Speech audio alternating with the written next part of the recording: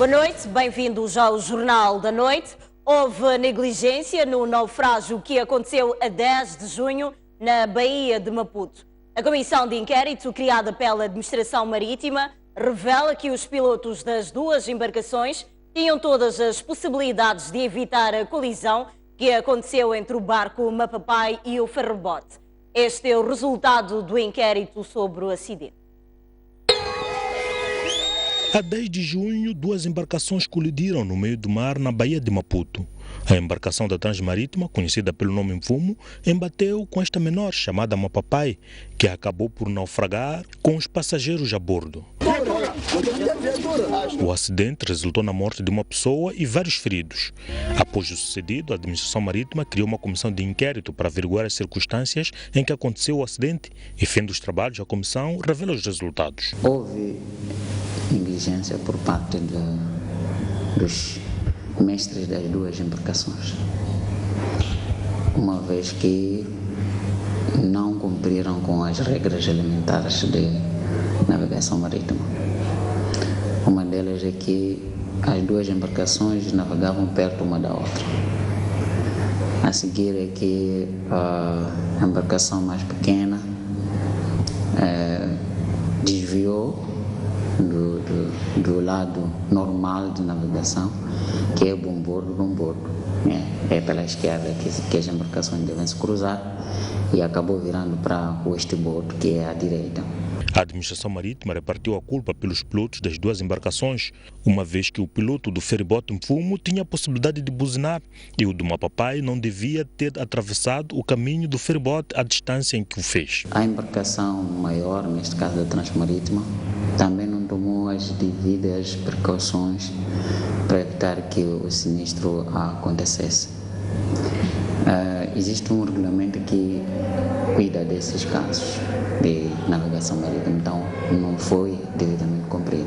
Durante o acidente, a embarcação de menor escala tinha a bordo mais de 30 pessoas, que foram retiradas do mar no mesmo dia, graças ao apoio das embarcações pertencentes à empresa que constrói a ponte Maputo-Catembe, a Marinha de Guerra e as outras entidades. Utentes da travessia Maputo-Catembe dizem sentir que houve reforço dos mecanismos de segurança nas pequenas embarcações pelo facto de os operadores distribuírem coletes de salvação. Mas alguns queixam-se de certa insegurança pelo facto das embarcações estarem em degradação.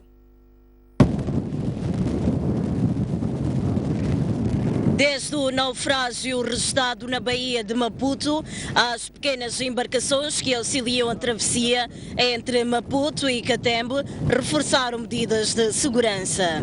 As mesmas distribuem coletes de salvação praticamente para todos os passageiros, mas o medo ainda reina em alguns utentes, principalmente os que optam pelo ferrobote.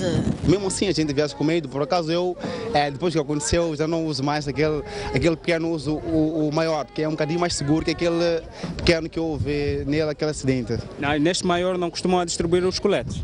Não, neste não, mas acho que deviam também, porque acidente pode acontecer em qualquer momento, mas uso muito mais naquele pequeno, porque é o menos seguro de todos, não é? Os utentes contam que depois do naufrágio do mês passado, os operadores passaram a disponibilizar coletes a todos, que até sobram. Realmente tem, e tem de sobra. Desde o acidente temos tido segurança, porque dentro do próprio barco é obrigatório que a gente tenhamos os coletes. Os barcos não se fazem ao mar sem antes passarem de uma fiscalização, asseguram alguns passageiros. Mas agora o problema é outro. Os passageiros queixam-se das condições mecânicas e do estado físico das embarcações. Às vezes o barco não está bom, o motor não está bom.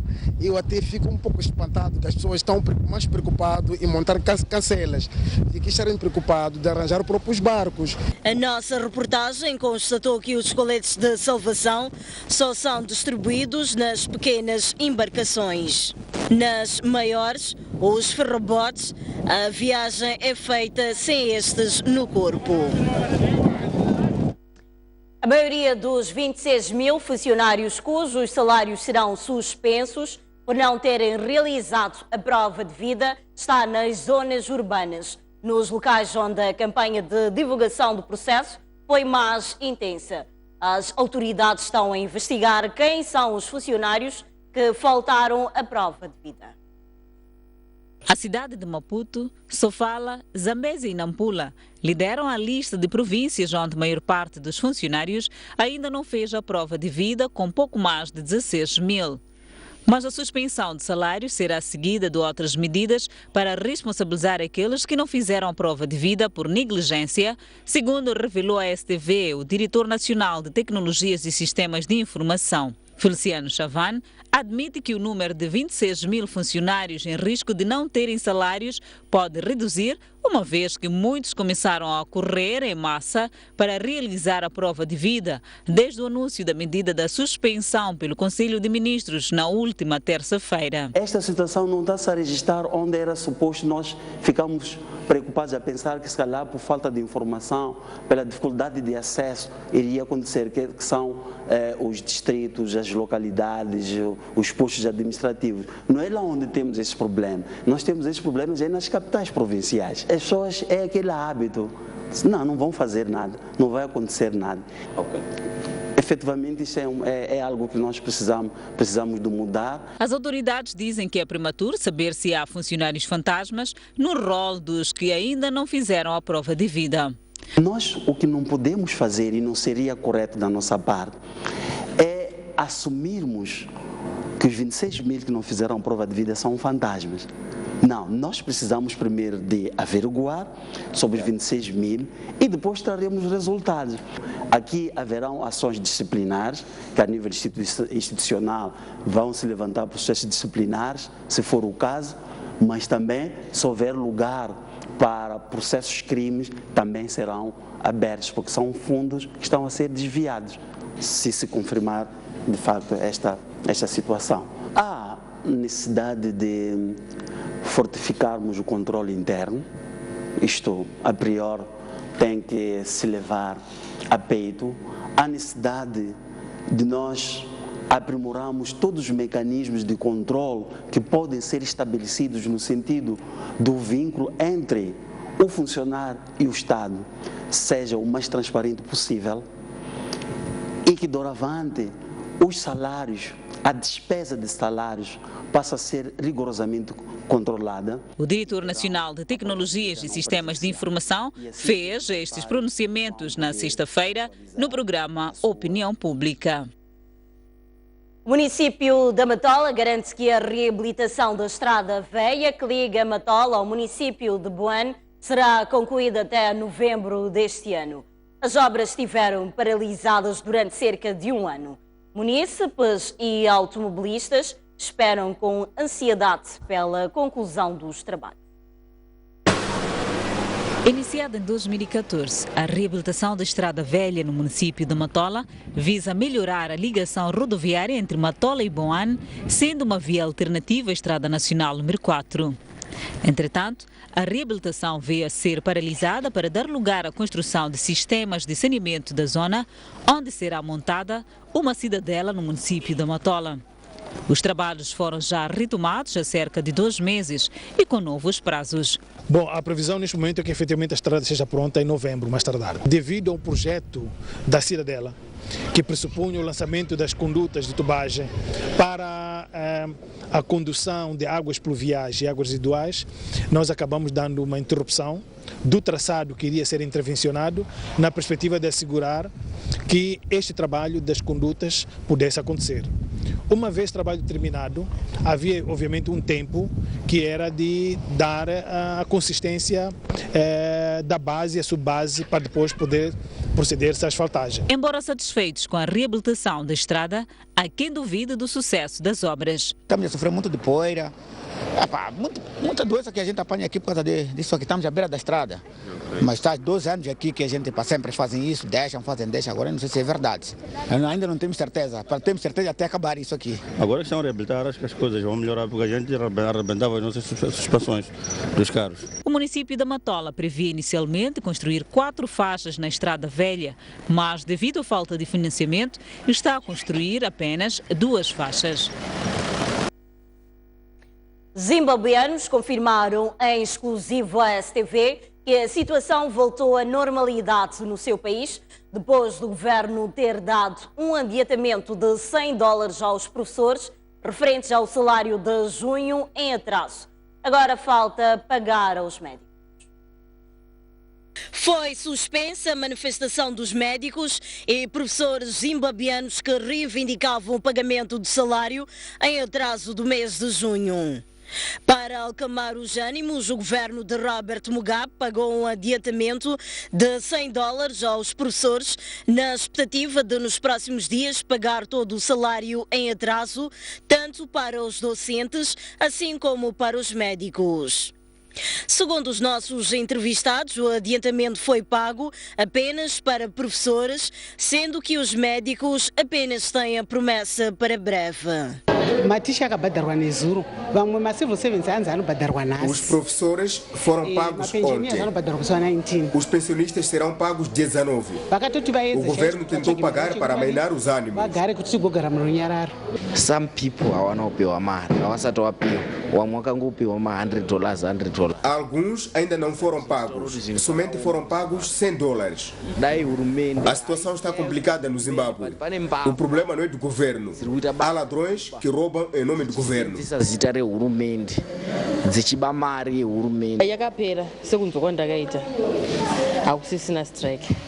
Já não há manifestações, segundo soube.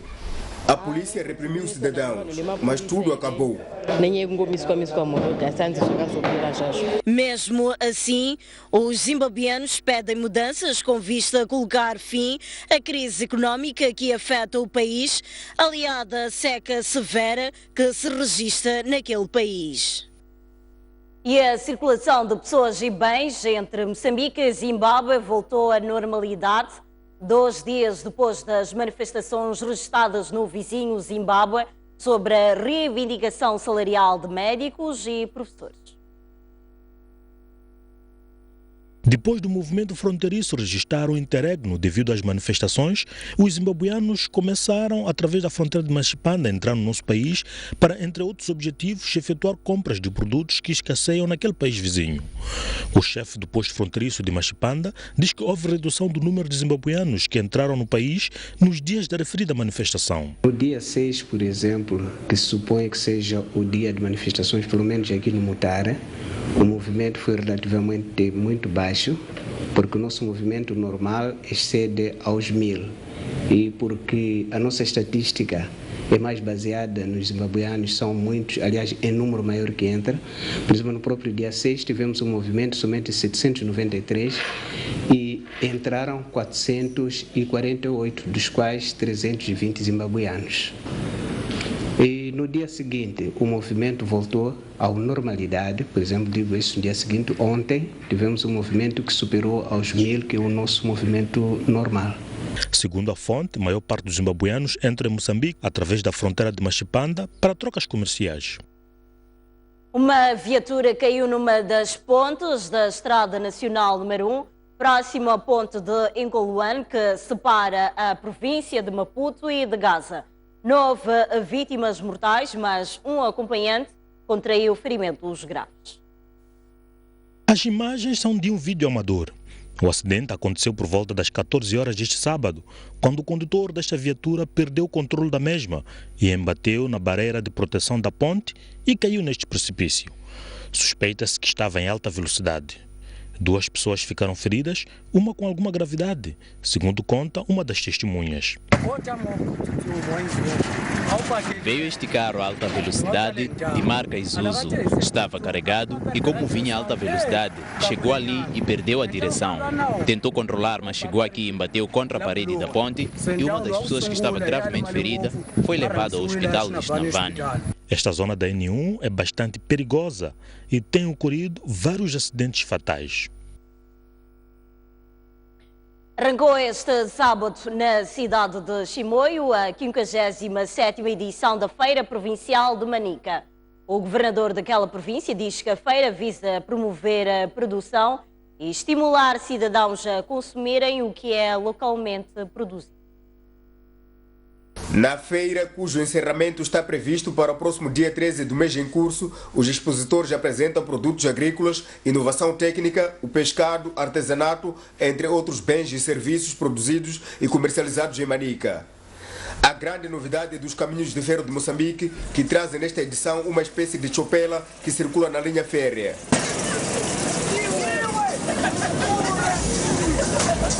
Caminho de ferro de Moçambique, na zona centro. E o que trazem aqui como novidade? O que vem mostrar? Pelo menos para mostrar ao povo moçambicano como que funciona. Como anda, como curva, tudo como deve ser. Não há detalhes para quando a entrada em funcionamento deste tipo de transporte ferroviário. O governador de Manica, que visitou alguns pavilhões, diz que a iniciativa visa promover o consumo de produto local. Motivar, sobretudo, os que produzem a produzir mais. E, ao mesmo tempo, queremos motivar aqueles que comercializam a saber que existem produtos como estes. E motivar aqueles que consomem a saber que do nosso produto também podemos viver. Há condições para nós promovermos mais a produção, para melhorar o nosso consumo e melhorar a nossa saúde. Questionado das potencialidades que Manica possui nesta edição, Alberto Mondlane respondeu: as potencialidades são vastas. Primeiro, a nossa província é uma província que em todos os distritos é possível fazer agricultura, mas uma agricultura bem desenvolvida, não é só uma pequena coisa. Não há nenhum distrito aqui que não possa fazer agricultura. Essa é uma grande potencialidade. Nós temos recursos no subsolo, na água, tanta coisa que podemos fazer. Depois temos o turismo. A feira de Manica junta pouco mais de 100 expositores.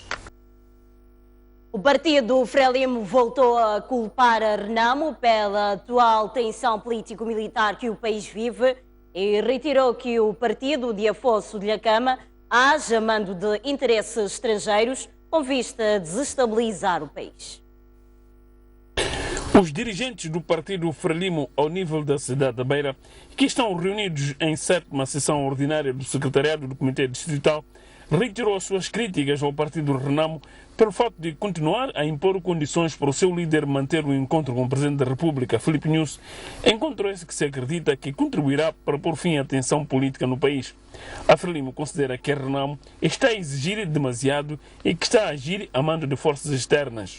E mesmo assim, a direção máxima da nossa nação, neste caso o camarada presidente Filipe Jacinto Nyusi, toda hora, em todos os momentos, sempre convidou a liderança da Renamo para que pare com essas atrocidades e voltemos à mesa para discutir aquilo que são as nossas diferenças, sem que para tal sacrifiquemos a vida das pessoas, os bens das pessoas, a tranquilidade, sobretudo a vida, um bem precioso que não tem um preço. A Renamo, servindo interesses estranhos ao nosso país, ataca, mata, destrói e saqueia bens da nossa população. Queremos aproveitar esta sessão para convidar, reiterar o convite que o nosso presidente Filipe Jacinto Nyusi fez ao líder da Renamo para que este aceite o diálogo conducente a esta paz duradoura. Um diálogo sem preconceitos.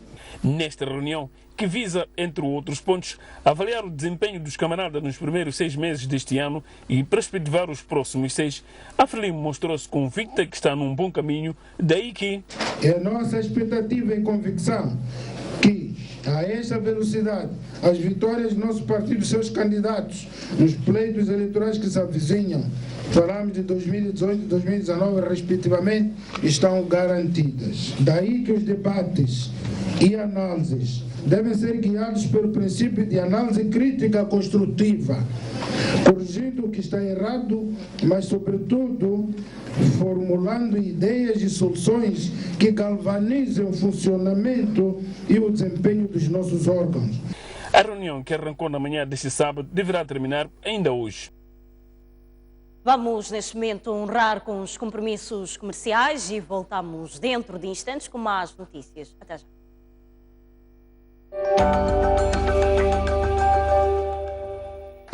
Veja no especial Mosef, Moçambique-Portugal, o jantar de gala que juntou grandes personalidades. Nós estamos com Moçambique e estamos com Portugal. Muito obrigado por esta distinção. Falar de Moçambique é falar de um país ao qual nos unimos empresarialmente há quase 3 décadas. Somos resilientes, acreditamos no futuro. Estes encontros devem aumentar cada vez mais o conhecimento. Os premiados que por aqui passaram são a prova de uma aposta forte, consistente, irreversível em Portugal, em Moçambique. Neste domingo, às 18h30, aqui na STV.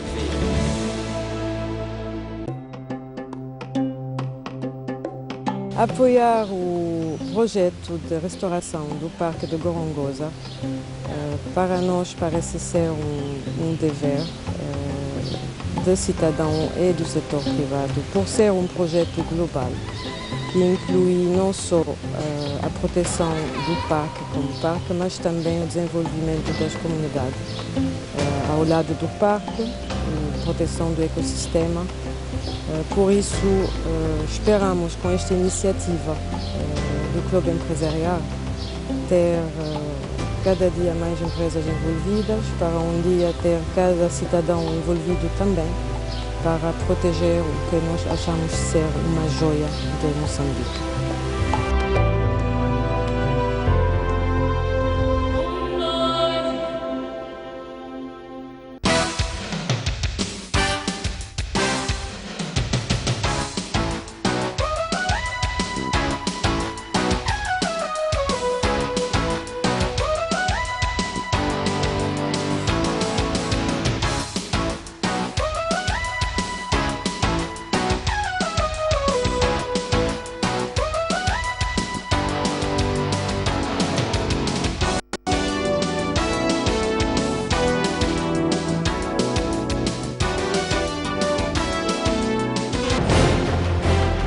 Um país sem história é um país sem futuro.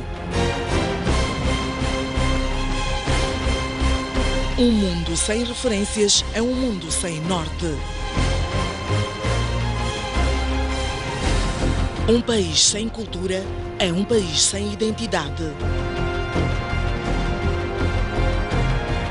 Um país sem ídolos é um país sem referências.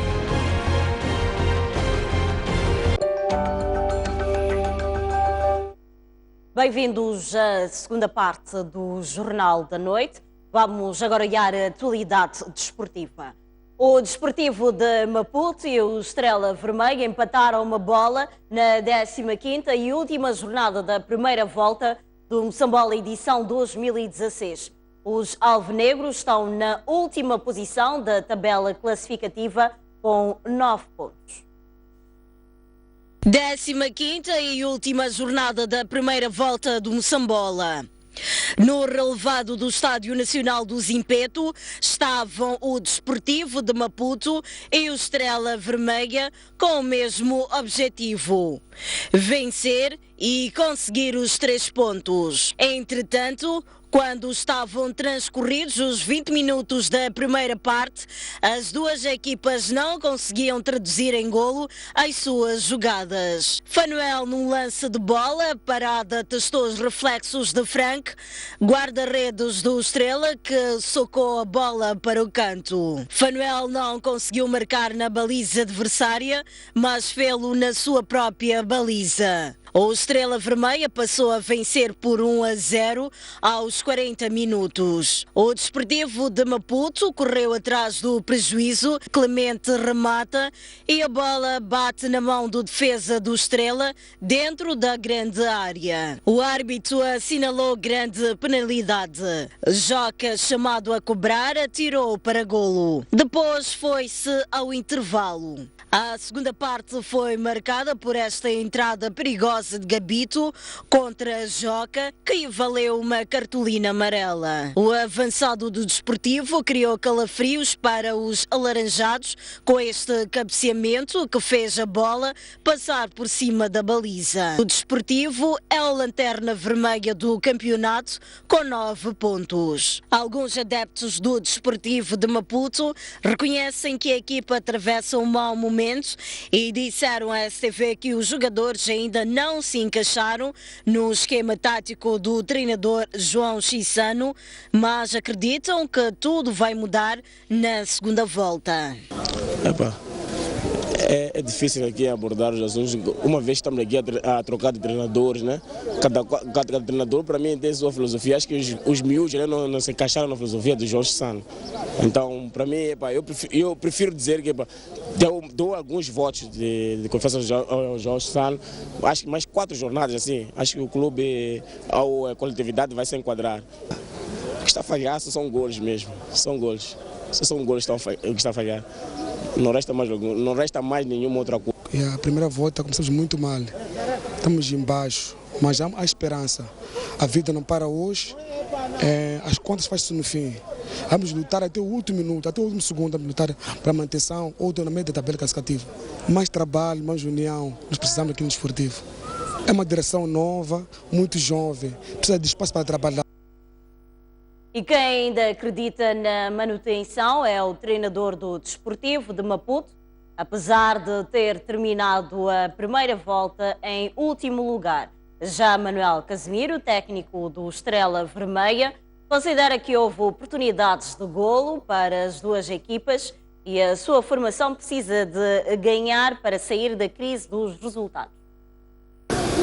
Estamos a trabalhar de uma forma incessante, de uma forma arduosa para conseguirmos alcançar as vitórias para o Desportivo, acima de tudo para esta massa associativa que eu acho que merece, a direção também merece, mas temem em não aparecer, mas um dia vai aparecer, por isso é que nós continuamos a trabalhar e de uma forma afincada e com alguma confiança que nós vamos ganhar jogos neste Moçambola. Obviamente que acreditamos, temos 15 jogos, 15 finais, e as finais não são para se jogar, muitas vezes são para se ganhar e nós vamos ter que procurar pontos de qualquer jeito porque é aquilo que nos faz falta.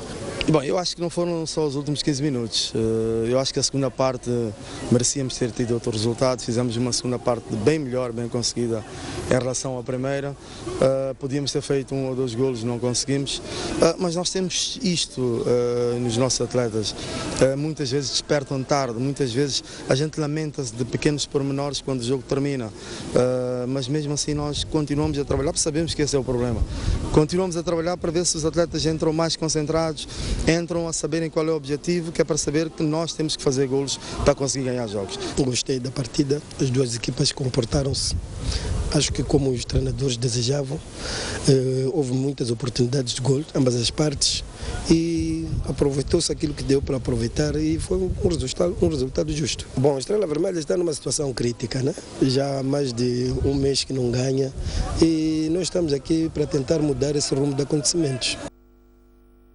A eleição para a escolha do presidente da Federação Moçambicana de Patinagem, que estavam agendadas para este sábado, foram adiadas pela segunda vez consecutiva para corrigir os estatutos que regem o funcionamento da modalidade.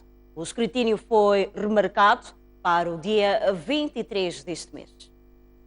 As eleições que deviam ditar o novo presidente da Federação de Patinagem foram adiadas pela segunda vez consecutiva. Lucas Chachine, presidente da mesa da Assembleia Geral, diz que o adiamento visa dar espaço para a correção dos estatutos que regem o funcionamento da agremiação. Dentro de 15 dias faremos as eleições, por uma razão técnica que eles colocaram. E é preciso explicar o seguinte, os estatutos que nós viemos trabalhando neles só permitiam a eleição pelos membros fundadores. Portanto, este trabalho aparentemente complexo que nós fizemos foi exatamente conseguir integrar as forças que fazem o Hockey em Patins. Repara que a própria Associação da cidade de Maputo estava fora deste movimento, que é ela que movimenta a modalidade. Portanto, depois deste trabalho, tivemos várias reuniões com a comissão. O trabalho está praticamente concluído. mas a pedido deles decidimos já não ir. Concorrem para o cargo de presidente da Federação Moçambicana de Patinagem Carlos de Souza, mais conhecido por Cazé, e Nicolau Majate. O representante da Associação de Patinagem de Quilimane, que vai ter o direito de voto pela primeira vez, refere que quem for a vencer, que dê continuidade ao trabalho da patinagem que já existe em Quilimane. Eu acredito que com este pé, com este passo que estamos a dar, o nível será outro, a evolução será outra, aquilo que vai ser a consideração, a oficialização da associação e dos patinadores da província da Zambésia em geral. A cidade de Quilimane, que é a segunda província que está a representar Moçambique, espera uma evolução. Essa que estamos a esperar já há 10 anos desde a sua existência. Amanhã é a grande final do Euro 2016, onde a França e Portugal irão se defrontar a partir das 21 horas de Maputo.